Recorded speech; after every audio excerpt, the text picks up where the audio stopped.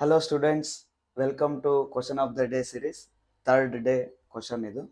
So question ಏನಿದೆ, f of x equals to sin inverse 2x divided by 1 plus x square then f dash of 1 by 2 ಅಂತ ಕೇಳಿದ್ದಾರೆ. So ಈ question ನೋಡಿದ ತಕ್ಷಣ F of X ಕೊಟ್ಟಿದ್ದಾರೆ, F dash ಕೇಳ್ತಿದ್ದಾರೆ, ಅಂದ್ರೆ ಡಿಫ್ರೆನ್ಶಿಯೇಟ್ ಮಾಡ್ಬೇಕಂತ ಗೊತ್ತಾಗುತ್ತೆ. ಬಟ್ ಇದು ಡಿಫ್ರೆನ್ಶಿಯೇಟ್ ಮಾಡ್ಬೇಕಂದ್ರೆ ಇನ್ವರ್ಸ್ ಅಲ್ಲಿ ಇದೆ, ಮತ್ತು inverse inside 2x divided by 1 plus x square ಅಂತ ಇದೆ. ಸೊ ಇದನ್ನ ಡೈರೆಕ್ಟ್ ಡಿಫ್ರೆನ್ಶಿಯೇಟ್ ಮಾಡಕ್ ಹೋದ್ರೆ ನಮಗೆ ಡಿಫಿಕಲ್ಟ್ ಆಗುತ್ತೆ. ಸೊ ಹಂಗಂದ್ರೆ ಇದನ್ನ ಸಿಂಪ್ಲಿಫೈ ಮಾಡ್ಕೋಬೇಕು. So inverse trigonometry properties formulas use ಮಾಡ್ಕೊಂಡು ಇದನ್ನ ಸಿಂಪ್ಲಿಫೈ ಮಾಡ್ಕೊಂಡ್ಮೇಲೆ ಡಿಫ್ರೆನ್ಶಿಯೇಟ್ ಮಾಡಬೇಕು. ಸೊ ಅವಾಗ ಇನ್ವರ್ಸ್ ಟ್ರಿಗ್ನೋಮೆಟ್ರಿ ಡಿಫ್ರೆನ್ಶಿಯೇಷನ್ ಈಸಿ ಅನ್ಸುತ್ತೆ. ಸೊ ಈಗ sine inverse 2x divided by 1 plus x square ಇದೆ.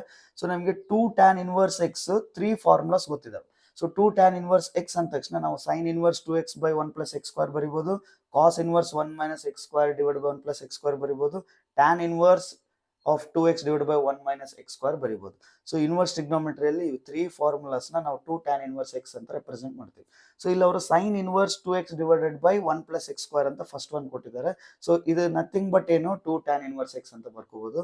ಸೊ ನೆಕ್ಸ್ಟ್ ಸ್ಟೆಪ್ ಅಲ್ಲಿ 2 tan ಇನ್ವರ್ಸ್ x ಅಂತ ಬರೆದ್ರೆ ಈಗ ಡಿಫ್ರೆನ್ಶಿಯೇಟ್ ಮಾಡಕ್ ನಮ್ಗೆ ಈಸಿ ಆಗುತ್ತೆ. ಎಫ್ ಡ್ಯಾಶ್ ಆಫ್ x ಏನಾಗುತ್ತೆ 2 as it is, tan inverse x differentiation ಏನು 1 by 1 plus x square. So ಎಲ್ಲ ಇನ್ವರ್ಸ್ ಟ್ರಿಗ್ನೋಮೆಟ್ರಿ ಫಂಕ್ಷನ್ಸ್ ಡಿಫರೆನ್ಸಿಯೇಷನ್ ಗೊತ್ತಿರಬೇಕು. ಸೊ ಅದೇ ತರ tan inverse x differentiation 1 by 1 plus x square 1 by 1 plus x square ಇಲ್ಲಿ ಬರ್ದ್ವಿ. Next ಈಗ F dash of 1 by 2 ಅಂತ question ಕೇಳಿದ್ದಾರೆ. ಈಗ ಎಕ್ಸ್ ಪ್ಲೇಸ್ ಅಲ್ಲಿ 1 by 2 ಪುಟ್ ಮಾಡ್ಬೇಕು ನಾವು. ಈಗ ಎಕ್ಸ್ ಪ್ಲೇಸ್ ಅಲ್ಲಿ 1 by 2 ಪುಟ್ ಮಾಡಿದ್ರೆ ಇಲ್ಲಿ ಎಕ್ಸ್ ಸ್ಕ್ವೇರ್ ಇದೆ.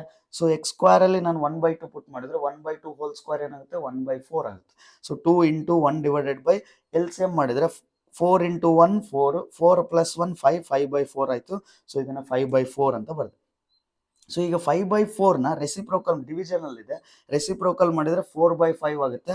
ಸೊ 4 into 2 8 ಆಯಿತು, 8 by 5. So 8 by 5 is the answer. So option 1 is the answer. So ಈ ಪ್ರಾಬ್ಲಮ್ ನಾವು ಸಾಲ್ವ್ ಮಾಡಬೇಕಂದ್ರೆ ನಮಗೆ ಈ 2 ಪಾಯಿಂಟ್ಸ್ ಗೊತ್ತಿರಬೇಕು. ಒಂದು ಡಿಫರೆನ್ಸಿಯೇಷನ್ ಆಫ್ ಟ್ಯಾನ್ ಇನ್ವರ್ಸ್ ಗೊತ್ತಿರಬೇಕು, 2 ಟ್ಯಾನ್ ಇನ್ವರ್ಸ್ ಅಂದ ತಕ್ಷಣ ನಮಗೆ ಈ 3 ಫಾರ್ಮುಲಾಸ್ ಗೊತ್ತಿರಬೇಕು. ಸೊ ಅವಾಗ ಈ ಪ್ರಾಬ್ಲಮ್ ಸಾಲ್ವ್ ಆಗುತ್ತೆ. ವಿತ್ ಇನ್ ಎ ಮಿನಿಟ್ ಅಲ್ಲಿ ಸಾಲ್ವ್ ಮಾಡ್ಬೋದು. ಓಕೆ, ಸೊ ನೆಕ್ಸ್ಟ್ ವಿಡಿಯೋಲಿ ಮೀಟ್ ಆಗೋಣ. ಬಾಯ್.